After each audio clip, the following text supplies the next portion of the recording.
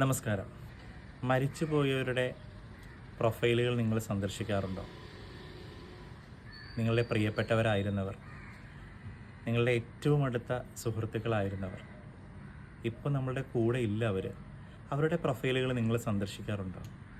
നമ്മളവിടെ ചെന്ന് കഴിഞ്ഞാൽ അവർ വളരെ സജീവമായിരുന്ന കാലഘട്ടത്തിൽ അവർ പങ്കുവച്ച അവരുടെ കുറിപ്പുകൾ, അവരുടെ ചിത്രങ്ങൾ, അവരുടെ ചിന്തകൾ, അവരുടെ വേദനകൾ, അവരുടെ കളിചിരികൾ, പ്രണയം മുതൽ പൊളിറ്റിക്സ് വരെ ഇതെല്ലാം നിങ്ങൾക്കവിടെ കാണാൻ സാധിക്കും.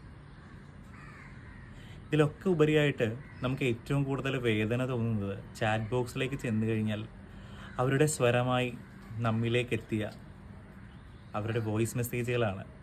ആ ഓരോ ലൈനിലും അവരുടെ ജീവൻ തുടിക്കുന്നുണ്ട്. എല്ലാ ശബ്ദത്തിലും ഓരോ ലൈനിലും അവർക്ക് നമ്മളോടുള്ള സ്നേഹം, അതിൻ്റെ ആഴം നമുക്ക് കേൾക്കാൻ സാധിക്കും. കുറേ പ്രൊഫൈലുകൾ അനാഥമായിരിക്കുന്നു, പൂക്കൾ വയ്ക്കാത്ത ശ്മശാനങ്ങളെ പോലെ. അവർ ഉറങ്ങുകയാണ്. പരാതികളില്ല, പരിഭവങ്ങളില്ല.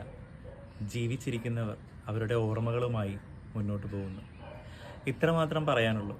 ജീവിതം ക്ഷണികമാണ്. നമുക്ക് മുൻപും നമുക്ക് ശേഷവും ഇവിടെ ഭൂമിയുണ്ട്, ഇനി ഉണ്ടാകുകയും ചെയ്യും. സ്നേഹപൂർവ്വം, ശ്രീമോൻ കണ്ണൻ. Thank you.